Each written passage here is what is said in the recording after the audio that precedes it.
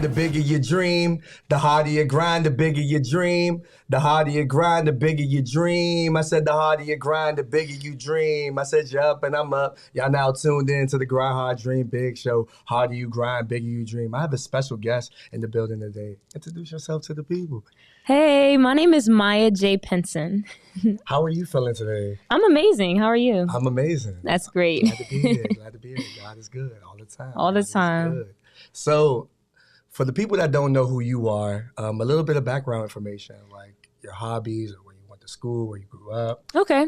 Well, my name is Jai Pinson. I am 17 years old. I'll be 18 in about a month. I am from Washington, D.C., born and raised. I am an actress, an author, director, writer, and motivational speaker. That's a lot. Yeah. Hold up. That's a lot. And you're a senior in high school, and that's like 4 different hats already, and being a student as well. And I also play sports, too. And you play sports, too. Yeah, basketball and softball. I was about to ask you, like, what is it that you don't do? Because that's a lot right there. So, like, explain, like, the notion of, I guess, like, playing sports, and how did you find these things? Well, I'm 5'8". I don't know if you can tell by sitting down, 5'8". So I've always been one of the tallest in the class, if not the tallest. So from a very young age, I was just always into sports. And I'm an outside person, so I just love being active. I started playing basketball at 4 years old, so I've been playing basketball for at least 10 years now. On and off the seasons, I would experiment with other sports. So I've played lacrosse, volleyball, t-ball, swim, basketball, softball, a lot of different sports that I've tried, but basketball and softball were my 2 most consistent sports. Okay. And then you said also like being an author as well, and then the motivational speaking, like what really allowed you to, experiment with that? Well, my mom is also an author, and I just thought that was so cool. I would go to different expos and different events and just watch her read her books to children, and just watching young kids enjoy her books. And in elementary and middle school, I've always been told that I was a great writer. So we would have poetry competitions every week or short story competitions every week. And I had a pretty good winning streak. And all of my teachers always told me that I was a really good writer. So I wanted to write a book. And in 8th grade, I published my first children's book, Backpack Lily. And I'll talk about Backpack Lily. Backpack Lily is a children's book for elementary school kids, but the message behind it can really reach anyone of all ages. Backpack Lily teaches kids how to promote their studying and work time over their playing time through the method of stop, drop, work, then play. Okay. That's what's up. I'm about to say I think that I could, still learn something from that, even though I'm not in elementary, obviously. Yeah. Being an adult in adulthood. But yeah, definitely. Learning how to prioritize is an extremely important skill that everyone needs to have in life.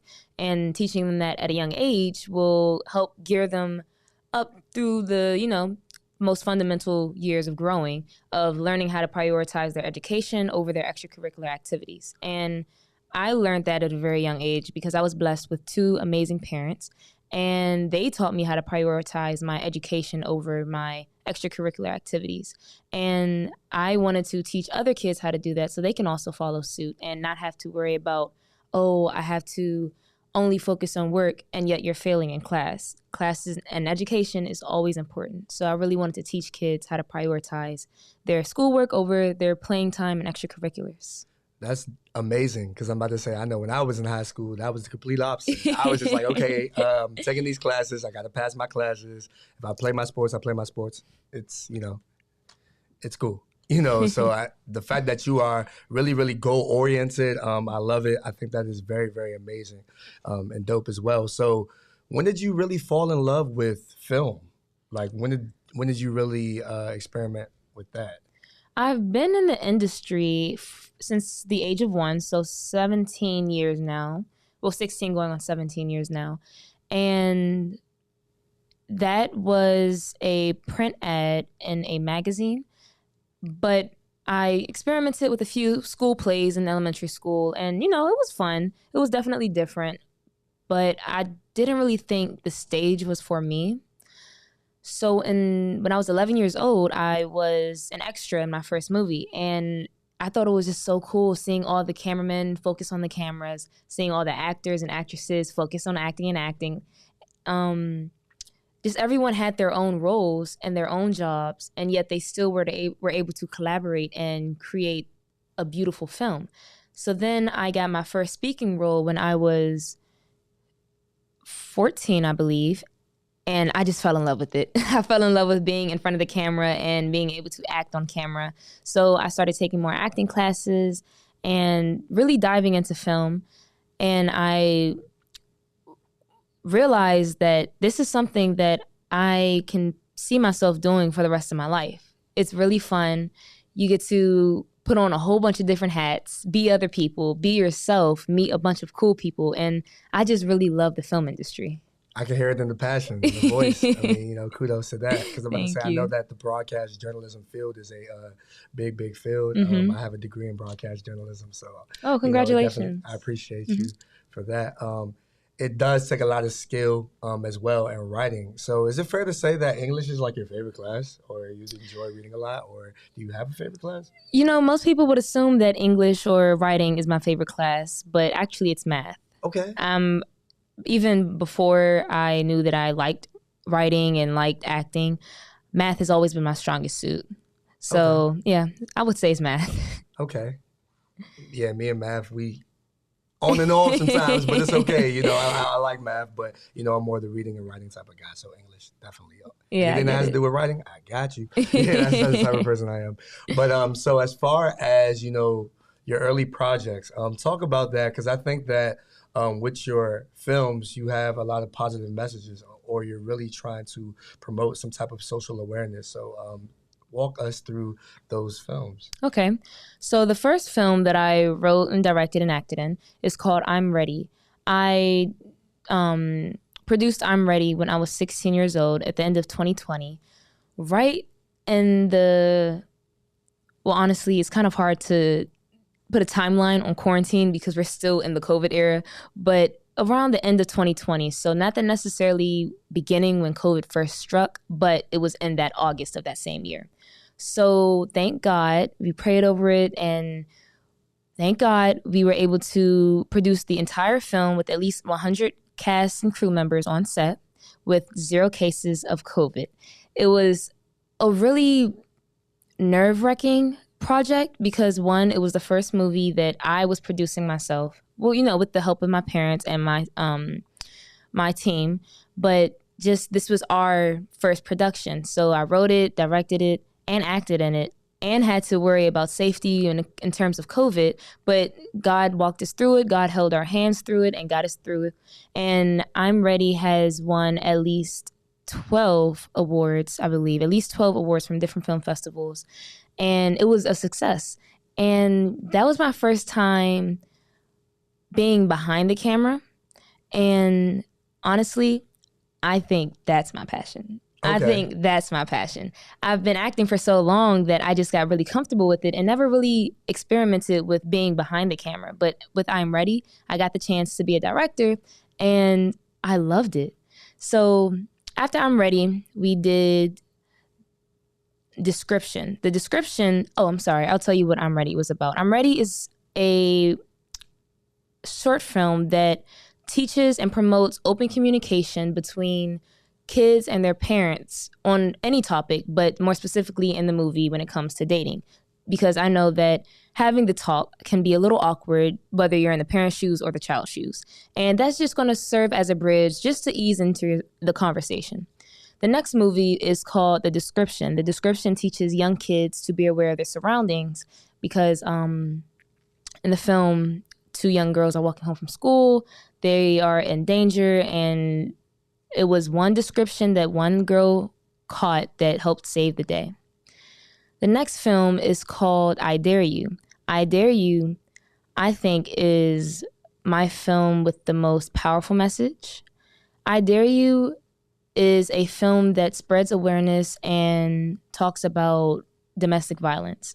I know that that is a very touchy subject, and I feel like we crafted I Dare You in such a elegant way that it isn't too brutal, but it still definitely gets the message across, and it teaches the audience to think before you strike, one, and to also pay attention to signs, and to two, and to speak up. And at the end of the movie, we have the hotline for the domestic violence company that you can contact. So you all really need to check into that and share that with your family or friends.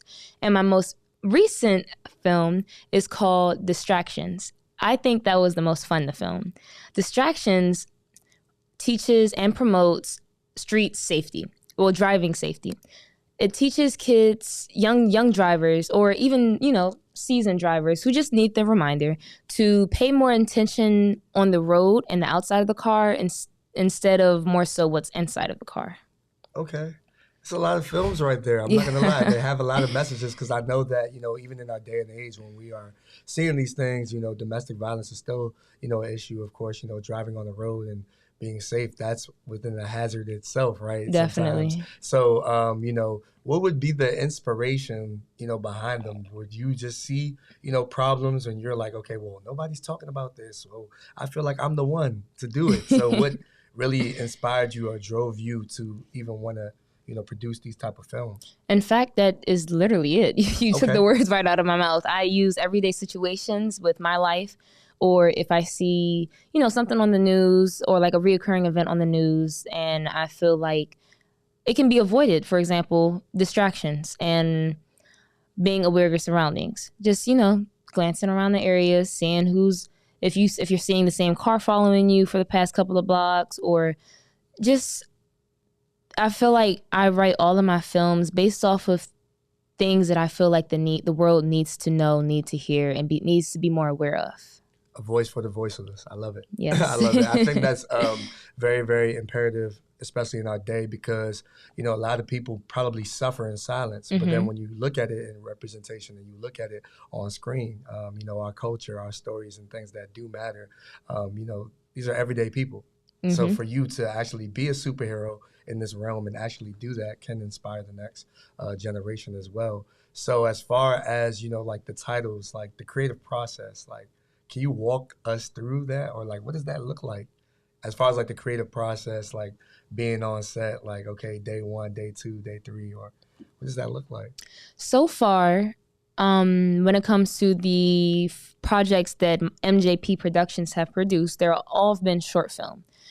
We like to not necessarily rush, but we like to knock things out. I'm Ready was the longest film in terms of filming. So it took a total of 2 weekends, back to back, 2 weekends, 2 days each weekend. And we were able to do the whole film that day.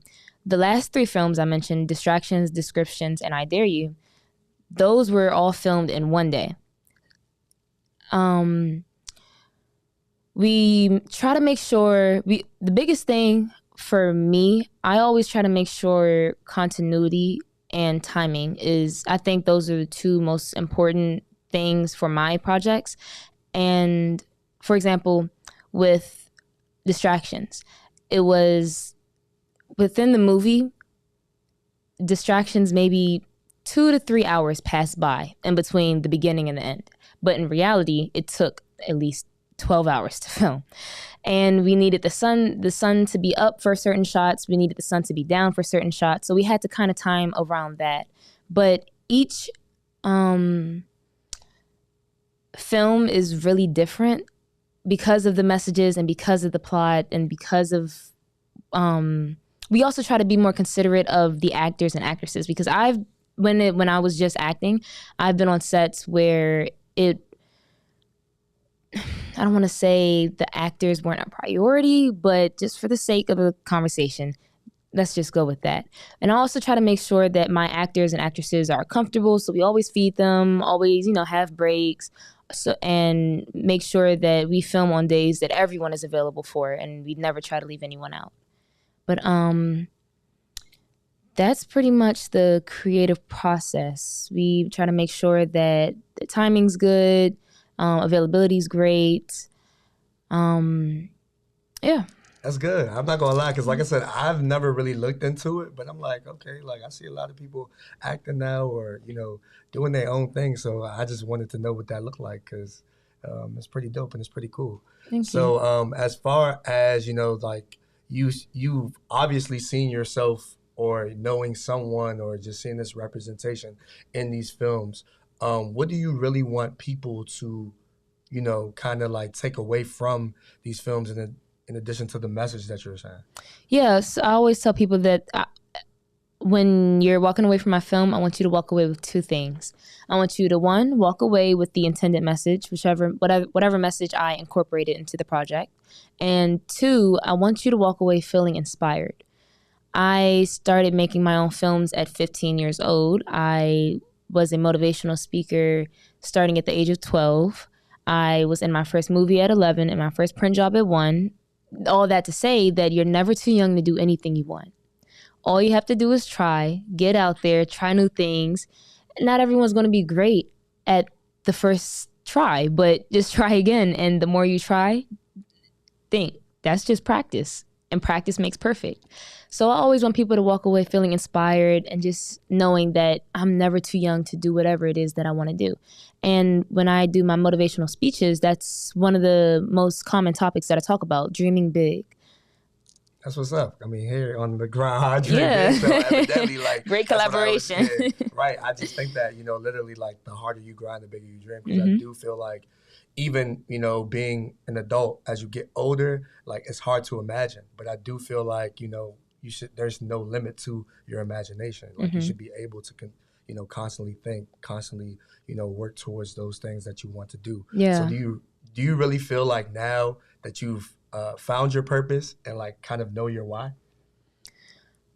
I do feel like I know my why. I feel like I was placed on this earth to, like you said earlier, be a voice for the voiceless, one, and also to bring entertainment in the classroom or even just hanging out with friends, family. I've always kind of been not necessarily the class clown that interrupts the teacher. I'm more of the class clown that also makes the teacher laugh. The appropriate jokes at the right times. I've always been deemed as the funny friend. So no matter what situation or circumstances I'm put in, I can always put a smile on people's faces. So I just really combined my gift for entertaining with my gift of words, and I've been told that I'm kind of wise for my age. So just, mixing those together to produce entertainment, positive entertainment, because I know now TV is flooded with movies with that I just see a lack of positive messages. And I'm sure that there are lots of projects, lots of films, lots of shows out there with positive messages, but those don't really get as popular or get as many views as the movies about killings and violence and drugs. And in this day and age, kids are way too impressionable to just keep spitting those type of negative movies out. And I think that my purpose is to shine a light and create a more positive, healthy atmosphere in the film industry. No, I agree. And you're definitely doing that. So kudos to you. Thank you. And kudos to your foundation as well. Definitely keeping you grounded and keeping you focused. So yeah, shout out to my parents. Yeah, shout out to them. Shout out to the parents. That's love, because I think that the foundation is key, right? Definitely. They definitely hold you accountable towards, your actions and what you're doing. Like, hey, you said you was going to do this today. You said you was going to do that today. So those constant reminders are definitely key as well. So I do love the foundation. I do love the fact that you are goal-oriented as well. But as you're doing all of this work, what does self-care look like for you? Like, really, what does that look like? I know my line of work is movies, but for fun, it's also movies. Okay. Don't think I'm crazy, but I love movies. You can ask my mom whenever she comes in my room, and if I'm not doing homework, not studying a script, I'm in the bed in front of a TV. I love watching movies, shows, listening to music. I just love the industry. I just love the arts. My favorite genre of movies or TV shows are psychological thrillers because they really make you think and put you on edge. They're just amazing movies. Okay. Do you have like a specific like I guess like favorite movie list per se? Like I know you said psychological thrillers, but like do you have a particular movie that you like always watch and never get old of? Yeah, it would be Jordan Peele's Antebellum. Okay. And Antebellum was, I'm not sure if it was necessarily based off of the book, but it definitely runs parallel to my favorite book, Kindred by Octavia Butler. That's a psychological kind of thriller book, more of a psychological sci-fi, but yeah, Antebellum. Okay, that's what's up. I mean, I know I have like, I know when it comes to movies, it's so many. I know definitely with Jordan Peele, I know he definitely had like Get Out. I think he has another one coming up out in the summer, if I'm not mistaken. But yeah, definitely with that. I think, you know, horror movies, they're okay. It's a little hit or miss. But Yeah. yeah, definitely for sure. I'm more of like the action thriller type of person. Okay. So like the Fast and the Furious, Yeah. things like that. But that's definitely cool as well. So do you have any like, as far as like people that inspire you in the industry, like somebody that you looked up to before you like picked up the camera or anything like that to like dive into the industry? Yeah, I remember even as a young girl, I've always looked up to Taraji P. Henson because she's from the DMV. I watched so many of her interviews, and I remember even as a young girl, her saying how she started off with so many roles as being an extra and how she just kept being an extra and kept working her way up until, you know, now she's a household name, Taraji P. Henson. Everyone knows who Taraji P. Henson is. Right. And I would really love to do the same. I feel as if I'm working hard the same way she did and started off with mostly extra roles, then started off with, you know, supporting character roles, then a few leading roles. Now I'm making and producing my own movies. I feel as if I'm also following her tracks. That's what's up. I'm about to say, like, that's definitely inspiring as well because, you know, shout outs to her. I think that definitely in our area, we have so much talent. We right? definitely so it's do. Just like to look up to, you know, people from our area, I think is definitely inspiring as well. Yeah. So just being the courageous person that you are and taking that step, because I think in your films as well and what you've been able to do, it's a form of social activism, you know, for people to see as well. And what is the disconnect between, I think, you know, parents and youth now, or like, I guess, generations before? Because I think that, you know, it's rough, you know, how to reach them, how to, you know, inspire them and motivate them. What do you think some of the issues are?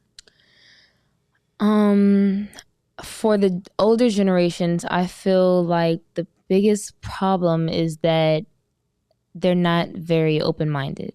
Okay. I'm gonna tread lightly because my mother's in the room. Okay. Yeah, I'm gonna need you to block a hit if it comes. Okay. But yeah, they're not really open-minded, and I feel as if from the younger generation, it's a matter of respect. I feel like respect is a big problem for the younger generation. So when you set the two in a room, I don't feel as if the conversation would make much progress because of the lack of respect and the lack of open-mindedness. And you need both in order for a conversation to be efficient. So when I create my films with my messages, I try to make sure that I can capture everyone's point of view. I try to incorporate, for example, in I'm Ready, you get, I play the young lady who is getting interested to step into the dating world. She goes to her mom and says, "Hey, mom, I'm ready to start dating." Mom says, "No, you're not. You're too young." Girl says, "All my friends are dating. This is not fair." So the young lady, her name is Lo. Lo, she kind of like yells and raises her voices at her mom when she doesn't get her way. The mom, she doesn't want to hear Lo's opinion and is just like, "I'm the parent, what I say goes." And I know, you know, that is how life is when it comes to having parents. But the mom didn't sit down and listen and hear Lo out. So later in the film, the mother has a conversation, reflects on how she handled the situation, and they sit down one-on-one and they have a conversation. The mom lays out all the ground rules. The daughter was a lot more respectful, and they were able to make that progress. So in all of my films, I try to make sure that every point of view is heard, and I try to back to your previous question when it comes to the creative process. I know you said once you get on set, what's the creative process? Right. But before I even get on set, when I'm writing the script, I try to think about who my target audience is going to be. When I first created I'm Ready, I thought that it was just going to be for teenagers. But as I was getting through the script, getting through my first couple of drafts, I realized that the message, conversating before dating, that can go both ways. That's not just for teenagers, because parents also have to participate in that conversation as well. So I feel like watching I'm Ready can open your eyes to an efficient conversation when there is a significant age gap or like a generational gap. Oh, no, definitely, for sure. Because I think that, definitely not, I think social acceptance is very, very important, right? Because I know that it's like, oh, I was saying this, or oh, I was saying that, and I just want to be heard. Because I think that's what it is with, youth. Definitely, having experiences with youth, they just want someone to talk to. They want somebody to, hear their problems, hear them out, kind of like coach them. And I think the biggest thing that I'm constantly reminding myself as well in the space is listening to understand as opposed to reply. Yeah. Because everything is just more so like, you really want to understand where they're coming from. Like, hear them out, look them in the eye and really understand like that place that they're coming from, because everybody's going through different things. And by doing that, by listening to understand, that keeps the conversation grounded. That keeps, that'll give the younger person in the conversation more confidence to approach and to speak up for themselves. But with the older person being closed-minded, then the younger person isn't ever going to learn how to have a grounded, respectful conversation. And that's where that disrespect starts to come in. And then they're growing up thinking that that's just how you talk to people, or that's how you talk to adults. So this is really a cycle. It's really a cycle that we all just need to break. Even though there is there always going to be a generational gap, it doesn't necessarily have to be conversational gap. Yeah. Because we can still be on the same page, still have a wonderful conversation, whether you're my age or whether you're 50 years older than me. Right. No, I agree, because communication is definitely key. Respect is definitely key. I always tell myself, like, yeah, you can graduate school, but don't forget your principles. Like, I think that's the biggest thing. Yeah. Moving forward and understanding what it is that you stand for, and your purpose, and, your why, which is very, very important as well. So you have a lot going on, and it just seems like you're, the balance as well is good, that you are able to find that balance and that self-care as well. I know you said that you played basketball earlier. Do you have like a favorite team or anything like that? At the moment, not really. I don't really, recently within the past year or so, I haven't been keeping up with basketball and sports, only because of the college application process. Okay. And I've been super swamped with that, work and sports, school. So back to prioritizing, I haven't really been able to keep up with the latest sports. That's cool. No, I get it. I mean, hey, look, work is work. Yeah. You have to do what you have to do. Priorities is key.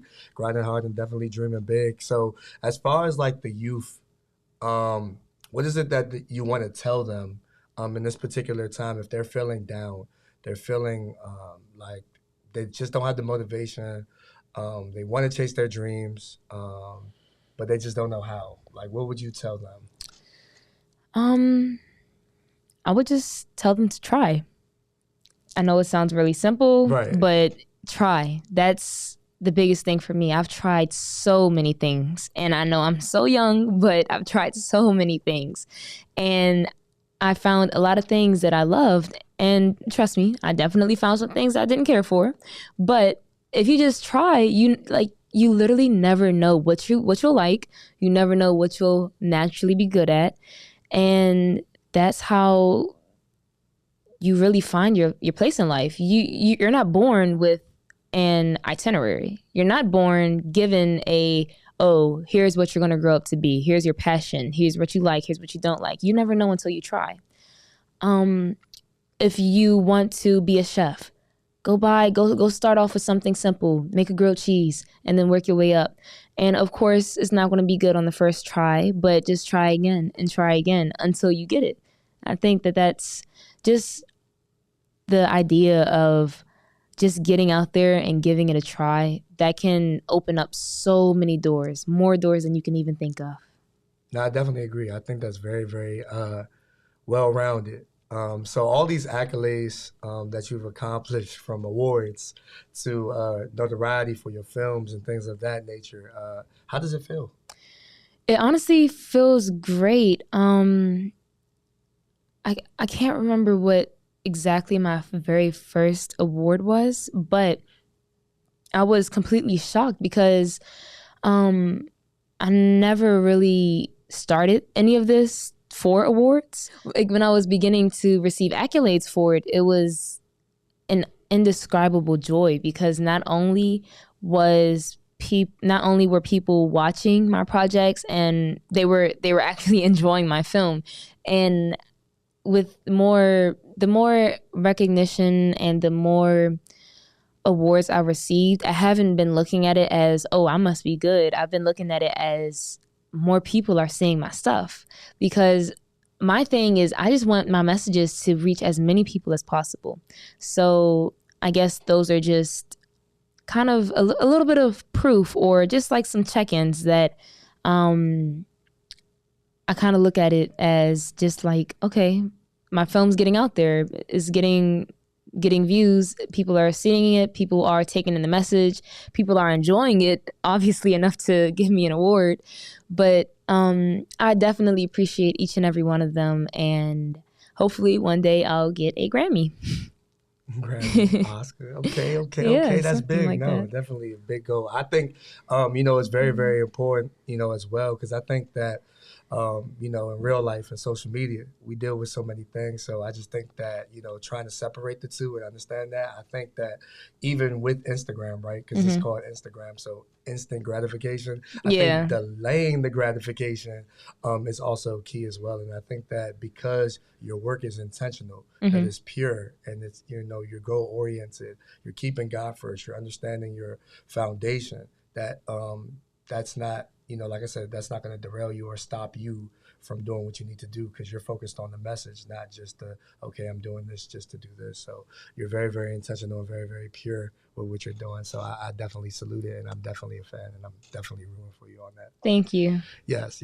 So my motivation to everybody that's watching this, I appreciate you for taking the time, to come out your busy schedule. You could have been shooting something right now, working on a project, doing something else, right? Because, like I said, I know, senior year, trying to finish strong. So kudos to you for that. Thank you. And everything that you're doing. I'm looking forward to seeing, the films that you constantly continue to create. And you're going to be nominated for an Oscar one day. Yes, I'm an Oscar, not Grammy. Yeah, Oscar is cool. I got you.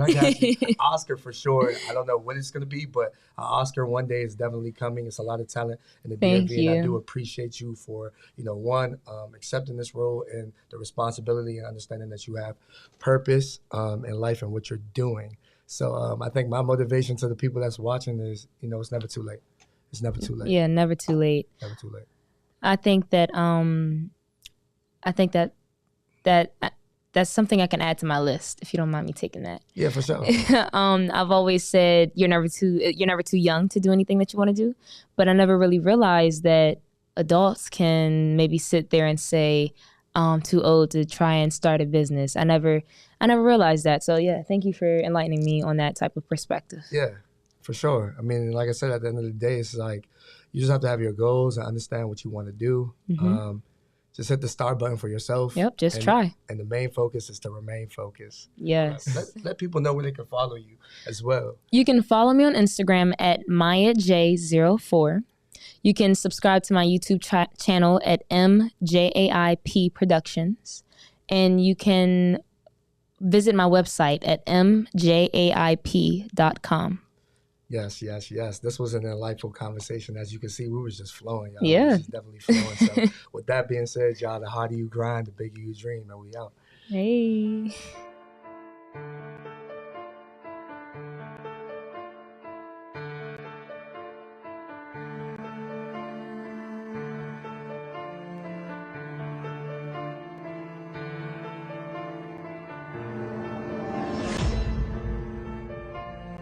What started out as a normal day I had fun in class today. My teacher gave us a pizza party. took a turn for the worse. I think that car's following us. Nia! Nia! Is everything okay? No, my sister Nia was just with me. Now I can't find her anywhere. Her sister is missing. Call the police. I'm Detective Freeman. This is my partner, Detective Smith. Did someone call the police? My sister came to the school with me, but now she's nowhere to be found. Channel 1, this is car 10. I need an immediate Amber Alert put out. Where's my baby? Nia, where is she? The Description.